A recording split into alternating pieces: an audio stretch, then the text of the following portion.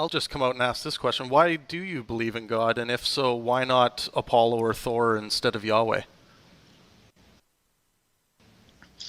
The arguments for polytheism were arguments for taking I may almost say aspects of human nature and magnifying them into gods. Not human nature, but nature too. And so, for example, you have the river god and the god of lightning, the god of thunder, the god of the oceans, and so on.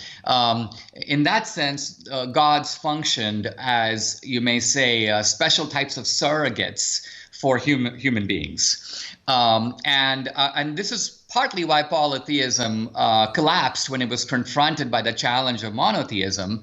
It collapsed really all over the world, so that polytheism is not real today. We talk about Greek mythology, we can't take it seriously, even though the Greeks really did believe that there was a place called Mount Olympus somewhere on the earth, and that these gods did exist. We can't take that seriously today because we can see very clearly that polytheism is, you may say, a projection of human attributes. Now, that's not true of monotheism, and you have these astounding claims, for example, in the Bible, in the book of Genesis, that God made the world. And not only did God make the world, but he made the world he created time along with the world. And think about that. This is an incredible statement that is made hundreds of years before Christ, and it's made by people with no access to any scientific experiments whatsoever. The idea that time itself is a property of the universe. This is stated, not only stated in the Bible, but then affirmed by a tradition of Christian interpretation of the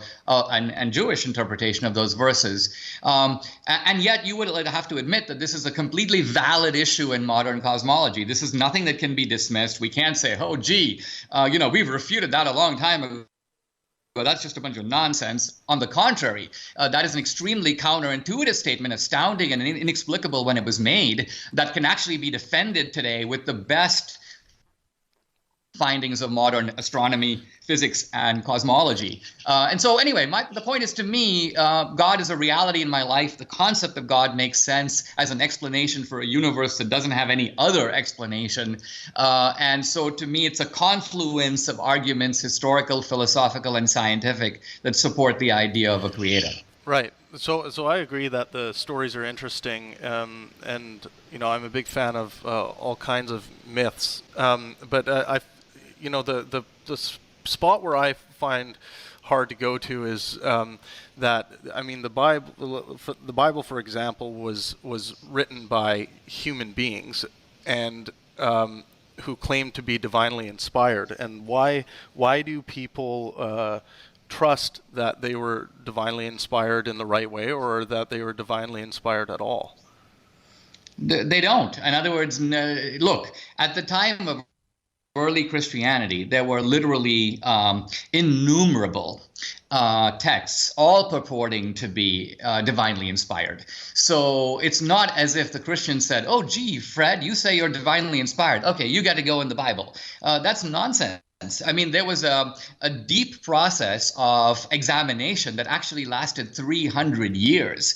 The Bible as we know it, and the basic Christian doctrines as we know them, weren't consolidated until 400 years after Christ, and involved a discriminatory process of examination and debate, both philosophical and theological, over a long period of time. So unless you at the outset reject the possibility of divine inspiration, and I think that is actually a mistaken thing to do, because many people who we would consider secular, I mean, Emerson, for example, poets, have always talked about the idea of a muse. And what they mean by a muse is that there is an inspiration that can somehow come to us from the outside, rather than being generated entirely from the. So unless you dismiss all of this, dismiss all of art, all of literature, as somehow being nothing more than something that you may say defies external explanation,